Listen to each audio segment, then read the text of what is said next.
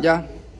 La corrupción es un mal inherente a todo gobierno, que no está controlado por la opinión pública. Fueron las palabras de un reconocido escritor, economista, filósofo llamado Ludwig von.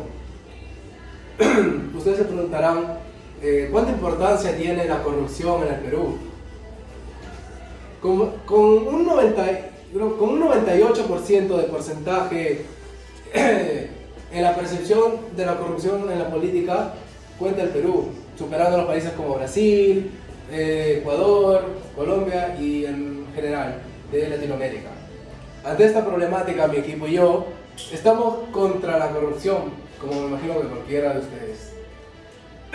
Ante esta investigación sobre la corrupción de contratación de empresas privadas, es una problemática muy constante en las últimas décadas, que afecta a la población que lidia con trabajos mal realizados por estas dichosas empresas. Por lo dicho, esta investigación busca aportar un análisis fundamental sobre aquello que aqueja a la población.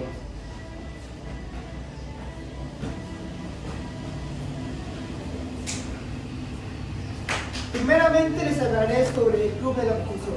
¿Qué es el Club de la Construcción? Es un grupo formado por 30 empresas constructoras del sector privado, de las cuales la mayoría de estas pertenecen al gremio importante de construcción llamada Capeco. Ustedes se preguntarán, ¿cómo se descubrió el Club de la Construcción?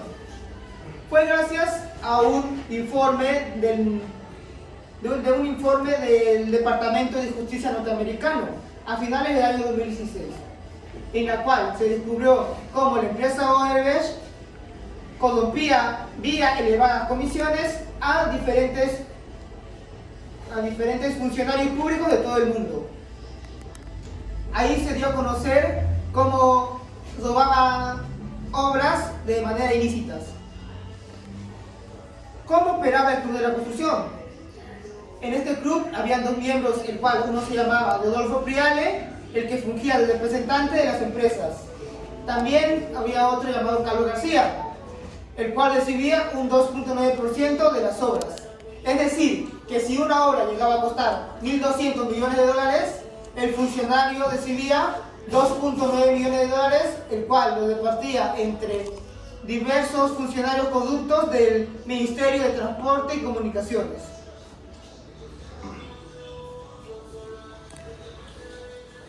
Odebrecht. Creo que aquí todas las personas, por lo menos una vez en la vida, escucharon la palabra Odebrecht. Sí, todo el mundo sabe que es una empresa. Sí, todo el mundo sabe que estuvo en corrupción. Y sí, pero ¿alguien sabe el contexto de todo esto? Odebrecht se fundó en Brasil, siendo una empresa brasileña con alto nivel de potencial para poder ejercer obras de construcción. Tenía un avance tecnológico envidiable en su momento, tanto como la agencia de datos y la logística para poder hacer las obras. Esta agencia llegó al Perú, compitiendo con numerosas empresas para poder tener los derechos de las construcciones en Perú, la cual se llegó a un acuerdo con esta empresa y así poder hacer los trabajos como la línea 1 Metro de Lima y la carretera interoceánica, las cuales serían las obras más grandes hechas en el Perú hasta el momento. Pero un mayo de 2014, una agencia denominada Lavallato desenfundó un historial de sobornos enorme de una empresa de América Latina. Y sí, ya saben cuál es, la empresa Odebrecht. Pero ustedes se preguntarán, ¿por qué esta empresa quisiera entrar para hacer obras? Pues les voy a decir cómo la empresa Odebrecht trabajaba o cómo tenía actos de corrupción acá. Pues la empresa Odebrecht inflaba los costos de producción, intentaba dar más costos a base de las adendas y así poder sacar mayores ganancias. Un ejemplo de esto es la carretera interoceánica, que fue valorizada en 200 millones de dólares, que después de 10 años se revalorizó a 100.000 millones de dólares. Un gran caso de corrupción que fue en el Perú. Y así, después de que en el 2014 se haya denominado o se haya puesto al descubierto todos estos actos de corrupción, diversos presidentes del Perú fueron encarcelados, comenzando por Alejandro Toledo, que recientemente ha sido extraditado del país de Estados Unidos y está aquí teniendo sentencia en Perú. Otro es Alan García, que al no querer cooperar con la investigación del caso de Odebrecht, optó por el suicidio.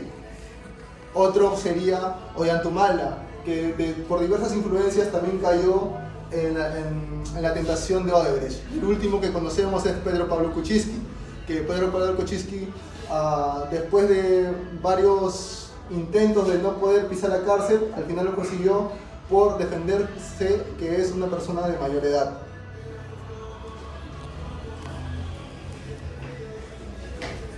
Pues bien, mis compañeros les han explicado acerca del caso de la constructora y sobre el caso Odebrecht. Ahora yo les voy a hablar sobre cómo es que este hecho ha afectado y sigue afectando al Perú. En primer lugar, ocasiona una pérdida de recursos económicos. ¿Y por qué esto? Bueno, al haber corrupción, se ocasiona un desvío de estos recursos económicos que deberían ser usados, por ejemplo, en inversiones, mejor dicho, productivas, que pueden ser, por ejemplo, el sector salud, sector educación, sector de infraestructura, y los llevan hacia fines poco éticos o hasta ilegales. Esto limita el crecimiento económico de nuestro país. También ocasiona una competencia desleal, especialmente entre las empresas, puesto que las empresas corruptas obviamente tienen una ventaja económica frente a sus demás competidores. Al tener esta ventaja económica, no deja que las empresas, por ejemplo, las empresas medianas, las empresas pequeñas puedan competirle en igualdad de condiciones. Esto conlleva a la eliminación de estas empresas, puesto que no le pueden competir, y este hecho limita la creación de empleo y por ende limita la progresión económica. Todos estos hechos ocasionan el daño a la imagen del país y la desconfianza en el sistema económico. ¿Por qué? Porque hemos tenido una crisis política, crisis presidencial. Estos hechos de corrupción dañan la imagen del país, aleja a los inversores, aleja el turismo, y estos hechos limitan el crecimiento de nuestro país.